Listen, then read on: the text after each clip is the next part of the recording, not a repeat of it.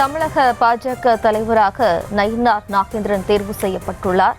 பாஜகவின் 13வது மாநில தலைவராக நயினார் நாகேந்திரன் தேர்வு செய்யப்பட்டுள்ளார். கூடுதல் விவரங்களோடு இணைகிறார் நமது செய்தியாளர் ராஜேஷ். தொடர்ந்து விவரங்களை வழங்கலாம். வணக்கம். நயினார் நாகேந்திரன் அவர்கள் தமிழ்நாடு பாஜகவினுடைய தலைவராகிறாரா என்ற ஒரு முக்கியமான தகவல் கிடைக்கப்பட்டிருக்கிறது. 4 மணி வரை மட்டுமே அவகாசம் இருக்கக்கூடிய நிலையில் அதற்கு இன்னும் ஒரு நிமிடம் தான் இருக்கிறது. தற்போது வரை வேறு யாருமே விருப்ப மனுவை தாக்கல் செய்யவில்லை. ஒரே ஒருவர் மட்டும் விருப்ப மனு கொடுக்க வந்ததாக சொல்லப்பட்டது. பிறகு அவரும் பேசி சமாதானப்படுத்தப்பட்டு அனுப்பப்பட்டார்.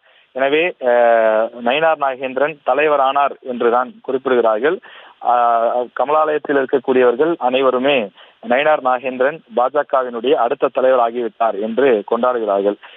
தமிழ்நாடு பாஜகவினுடைய ஒரு 13வது தலைவராக அவர் இருப்பார் என்று நாம் எதிர்பார்க்கலாம். ஏனென்றால் 1980 கே நாராயணராவ் இருந்தார்.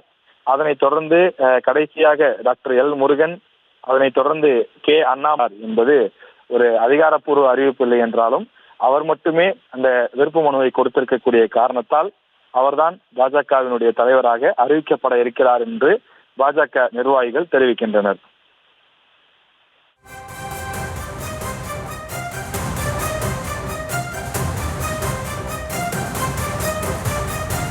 விவரங்களுக்கு நன்றி ராஜேஷ்.